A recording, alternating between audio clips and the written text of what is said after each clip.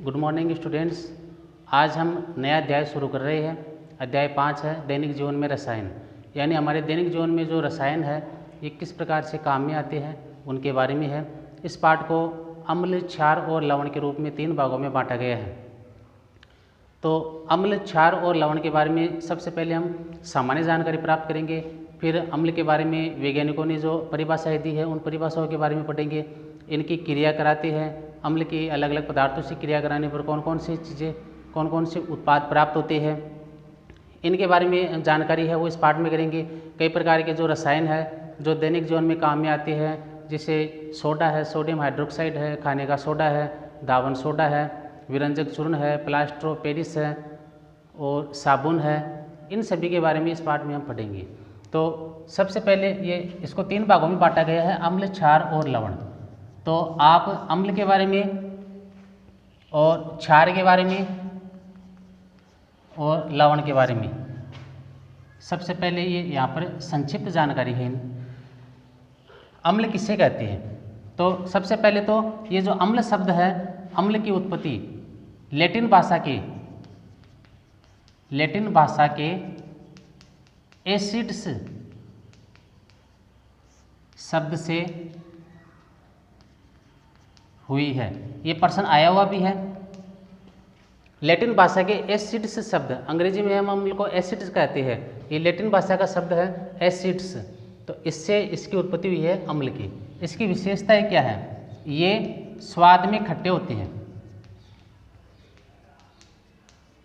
अम्ल स्वाद में खट्टे होते हैं। नीले लिटमस पत्र को लाल कर देते हैं। जो लिटमस पत्र होता है नीले रंग का अगर हम डालेंगे अम्ल के अंदर तो वो लाल हो जाएगा, और यदि हम लाल रंग का उसमें डालेंगे तो क्या होगा? वो लाल ही रहेगा, वो नल नहीं होगा। यानी कुल मिलाकर के क्या करते हैं, ये लाल नीले लिटमस पत्र को लाल कर देती है। लाल डालते हैं वो लाल ही रहता है। ये क्षार से क्रिया करके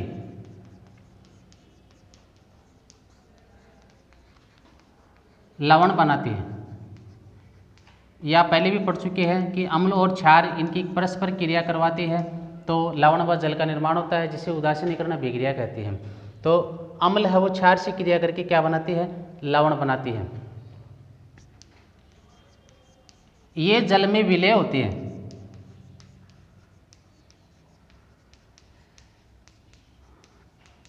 जल में विलय होते हैं, और यदि जल में इनकी मात्रा ज़्यादा है तो उसको कहेंगे हम सांद्र अम्ल।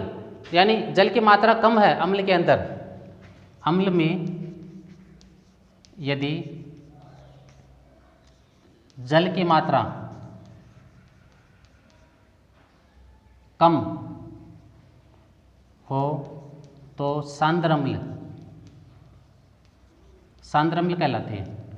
एवं यदि जल की मात्रा अधिक हो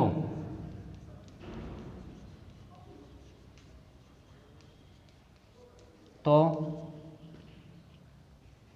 तनु अम्ल कहलाते हैं। ये तनु अम्ल हो गया और ये सांद्र अम्ल हो गया। यानी जल की मात्रा कम है उसको कहेंगे सांद्र अम्ल, और जल की मात्रा ज़्यादा है तो उसको कहेंगे तनु अम्ल। तो ये अम्ल की विशेषताएं हो गई। दोबारा सुन लेना अम्ल की विशेषताएं। सबसे पहले तो ये ध्यान रखना कि इसकी उत्पत्ति लैटिन भाषा का एसिड्स शब्द है, इससे इसकी उत्पत्ति हुई है। ये स्वाद में खट्टे होते हैं। नीला लिटमस पत्र है उसको लाल कर देते हैं, और क्षार से क्रिया करके ये लवण बनाते हैं। जल में विलय होते हैं, और विलयता के आधार पर यदि जल की मात्रा अधिक है तो उसको कहेंगे तनु अम्ल, और जल की मात्रा कम है तो उसको कहेंगे सांद्र अम्ल। इसके उदाहरण कौन कौन से हैं?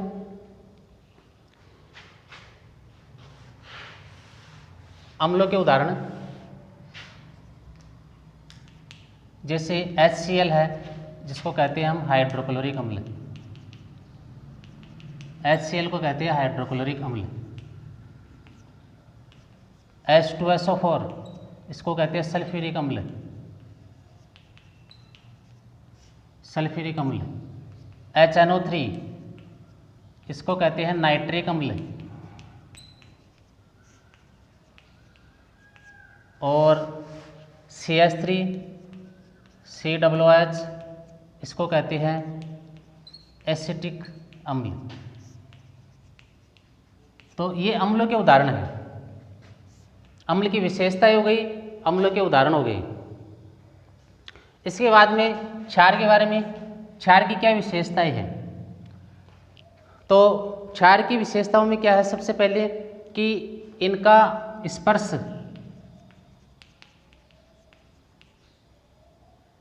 साबुन जैसा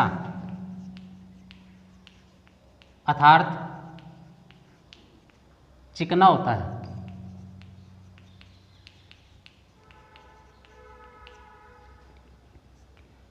ये स्वाद में कड़वे, कई जगह कसेले शब्द भी आ जाता है, कड़वे या कसेले होते हैं। ये लाल लिटमस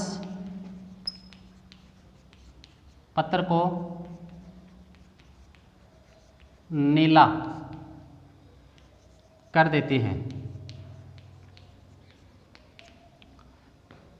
यानी लाल लिटमस पत्र को नीला, ये लिटमस पत्र क्या होता है? ये लिटमस पत्र एक सूचक के रूप में काम में लेते हैं कि हमारे सामने जो कोई भी पदार्थ ये विलयन के रूप में है, तो उसके बारे में ये पता नहीं चलता है कि ये अम्ल है, ये क्षार है।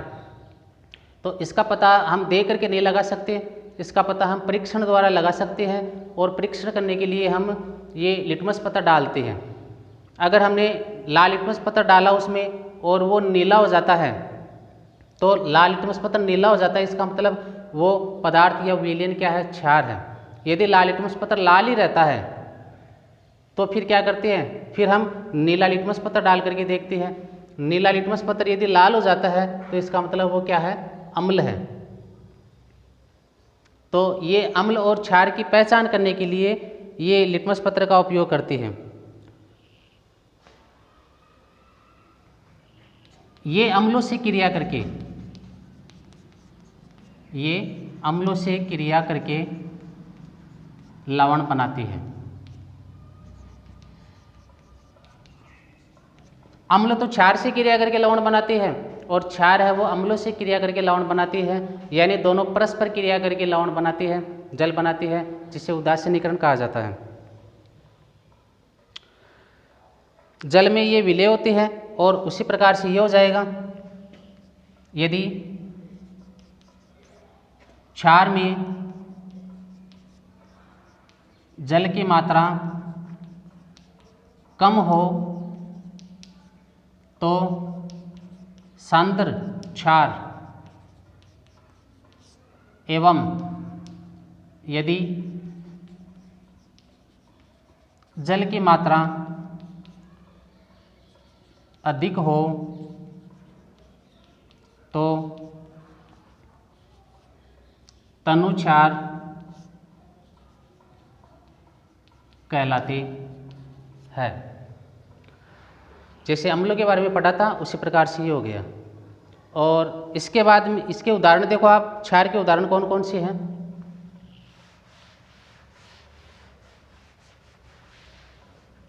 क्षार के उदाहरण है NaOH, जिसको हम बोलते हैं सोडियम हाइड्रोक्साइड,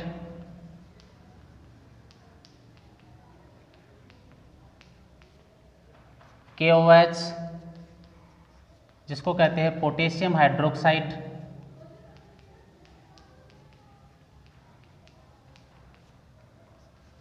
NH4OH, जिसको कहते हैं अमोनियम हाइड्रोक्साइड,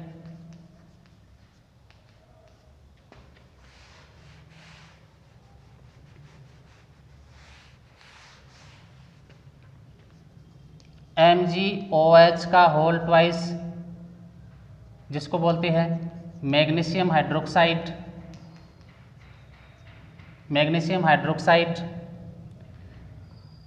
CaOH का होल ट्वाइस, जिसको हम कहते हैं कैल्शियम हाइड्रोक्साइड। तो ये सभी क्षार के उदाहरण हैं।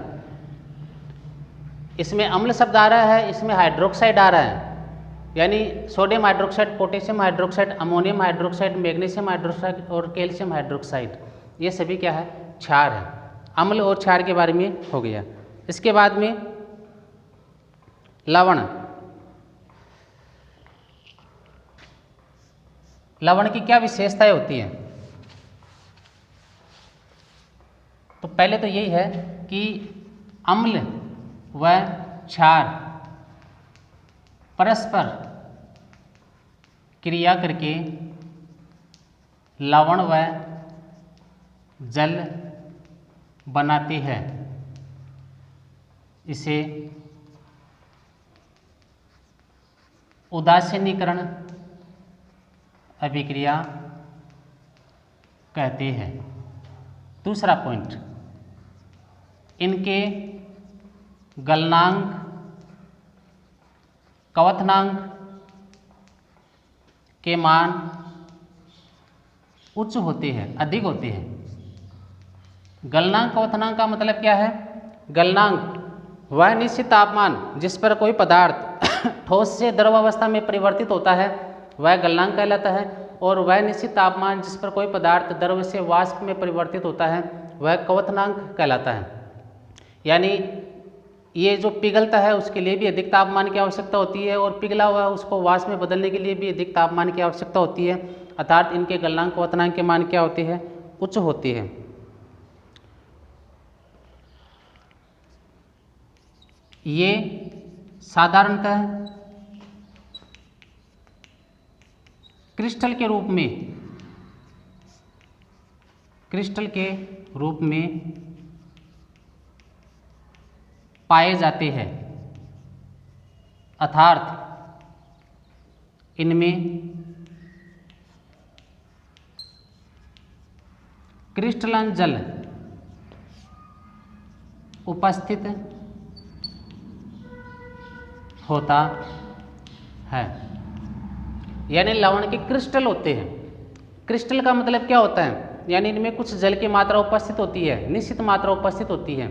यानी क्रिस्टल जल की परिभाषा क्या होती है कि लवण के एक सूत्र इकाई आयतन में उपस्थित जल के निश्चित अणुओं की संख्या को क्रिस्टलन जल कहा जाता है।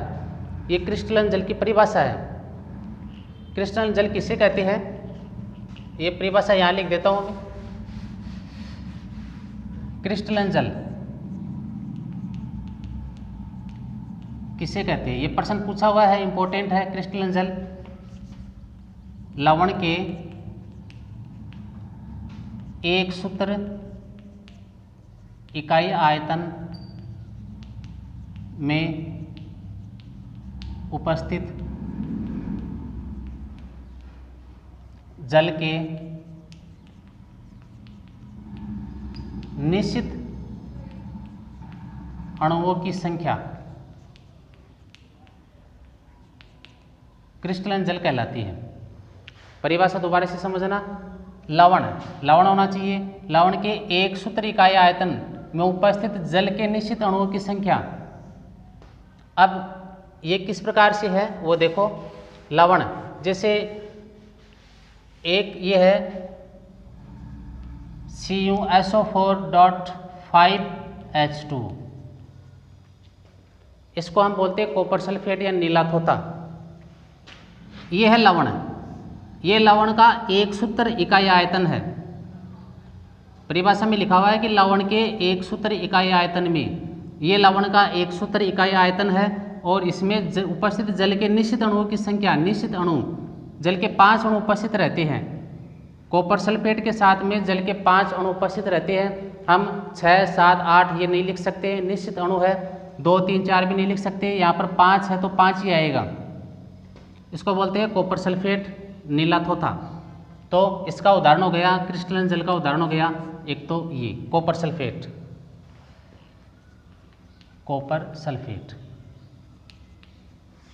इसी प्रकार से और उदाहरण है CaSO4.2H2O। ये लवण का एक सूत्र इकाई आयतन है। कैल्शियम सल्फेट, और इसमें जल के अणु 2 उपस्थित होते हैं। इसमें CaSO4.आधा H2O भी होता है। जब कैल्शियम सल्फेट में आधा जल का अणु होता है तो उसको क्या कहते हैं, 2 है तो उसको क्या कहती है, कैल्शियम सल्फेट।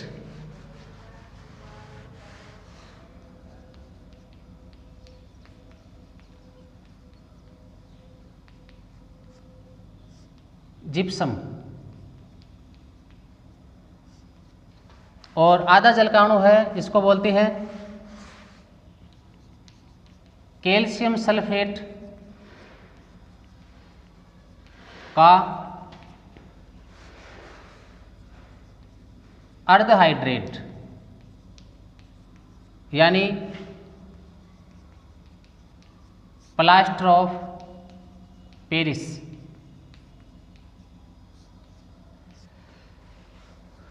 ये इसके उदाहरण हैं लवण के, क्रिस्टलन जल इनमें उपस्थित है कि कॉपर से। इसी प्रकार आयरन सल्फेट है FeSO4, इसमें जल के 7 अणु उपस्थित होते हैं, तो ये हो गया iron sulphate FeSO4। Ferrous sulphate,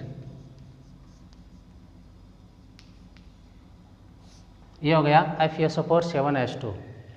तो ये इसके कुछ उदाहरण है, वो ध्यान रखना क्रिस्टल जल के। और भी है इसमें, जैसे दावन सोडा है Na2CO3, सोडियम कार्बोनेट है। जब इसमें 10 जल के अणु उपस्थित होते हैं तो उसको बोलते हैं हम दावन सोडा। कपड़े धोने का सोडा, ये दावन सोडा हो गया। सोडियम कार्बोनेट में 10 जल के अणु उपस्थित है क्रिस्टलन जल के रूप में, तो उसको कहते हैं दावन सोडा। और फिटकरी का भी ये सूत्र ध्यान रखना, फिटकरी का K2SO4.Al2SO4 का होल 3 24H2। ये फिटकरी का सूत्र है, इसको बोलते हैं पोटास एलम। पोटास एलम का द्विक लवण, यानी साधारण भाषा में हम इसको फिटकरी कहते हैं, फिटकरी। ये लवण हो गए। तो ये इंपॉर्टेंट है, प्रश्न पूछ सकते हैं कि फिटकरी का सूत्र लिखिए। तो फिटकरी का सूत्र होता है K2SO4.Al2SO4 का होल 3 24H2। फिटकरी के अंदर क्रिस्टलन जल 24 जल के अणु उपस्थित होते हैं। 24 जल के अणु 24H2। ये लवण के उदाहरण है, जिसमें ये क्रिस्टल जल की परिभाषा हो गई। क्रिस्टल जल में ये लवण है और ये इनके अंदर क्रिस्टलन जल उपस्थित है। इसमें 5H2O है, इसमें 2H2O है, इसमें आधा H2O है, इसमें 7H2O है, इसमें 10H2O है और इसमें 24H2O है। तो ये अम्ल, क्षार और लवण के बारे में सामान्य जानकारी हो गई है और एक साथ इसमें बता दिया गया है आपके सामने। ये है पूरा है और अच्छी तरह इसको समझना, पढ़ना। धन्यवाद।